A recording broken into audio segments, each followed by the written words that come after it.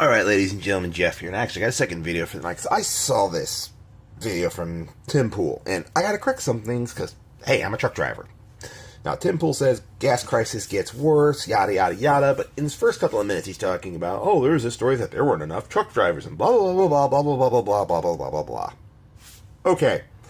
Tim, the amount of truck drivers has pretty much changed. We've pretty much, been on. The problem is that there weren't enough truck drivers to begin with to meet the demand 10 years ago, and demand is only skyrocketing.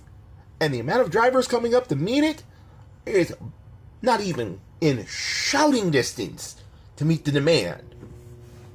Now, something you may not know, Tim. To haul fuel, you need a hazmat endorsement.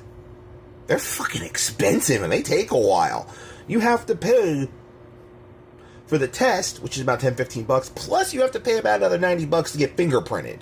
Hey, that's all on you, the driver. So a lot of drivers don't end up getting their endorsement. I did, but that's because I'm about to start work.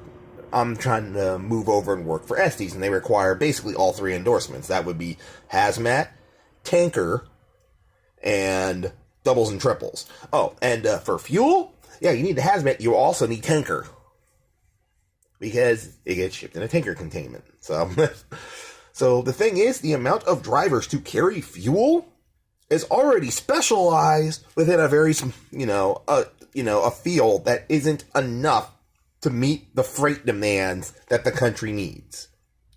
You see, you Tim, covered all these stories about Andrew Yang saying, oh, these mechanical trucks, these self-driven trucks will replace truck drivers, and even the company that made that truck was like, yeah, no, we're not. If anything, the need for truck drivers is going to get worse.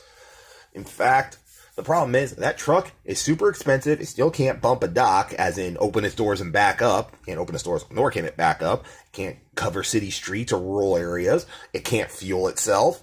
It can't cover exits. In fact, if it, let's say, wants to go from, let's say it's on I-20, it wants to get on, the Atlanta bypass, which I believe is 40, what was it, 285? Geez, I haven't driven around Atlanta in forever, but basically the ring around Atlanta that's a bypass. Yeah, you have to go around that bypass, and then you have to get on another exit to hit, say you want to hit I-85 north off of I-20. That's two exits that the truck can't handle, just as the example.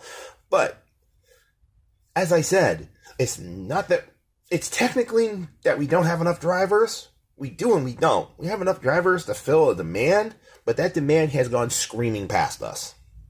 And there's just not enough people signing up to get a CDL Class A to fill them butts and seats. And it's, any of the major characters are feeling this, whether it's US Express, Werner, Schneider, Swift. Let's see what I fucked up today, but we'll not go there. Prime, the Old Dominion, Estes, a major trucking corporation, they don't have enough drivers. Nobody does. There's just not enough butts in seat, and the demand for freight, fuel, water, all that fun stuff and this is what a lot of people don't understand. 90% of freight that gets moved around in this country will hit the back of a trailer of some kind or a tanker trailer. It will. By default, 95% of our freight will be on the road behind a truck. It's just the way it freaking works in this country. And it ain't changing anytime soon.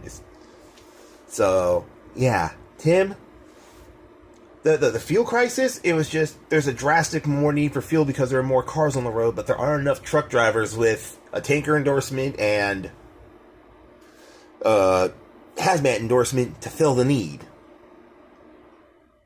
And unless more people are going to sign up to start doing that need's just going to keep going and going and going, and there's going to give me enough truck drivers to meet it. That's just the way it works. It's supply and demand, and we don't got enough warm bodies overall. That's just the trucking industry in general. Plus the fact, and on top of it, and as an aside, a lot of truck drivers, especially in their first 3 years, get paid like dog shit. You spend weeks out over the road for pennies.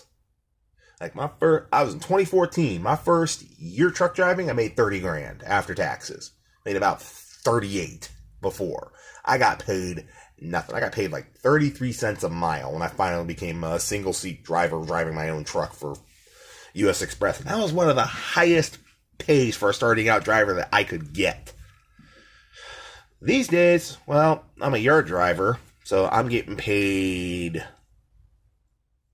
$18 an hour till I hit 40, then I get 27. But I don't leave my yard. I basically just shovel around trailers around the yard that I'm at, because still need them too. So, yeah. The fun fact of it is, the truck driving industry, we need a hell of a lot more warm bodies, and we're just not getting them. Anyways, I'm Jeff. Let me know what you think below, and I'll catch you next time.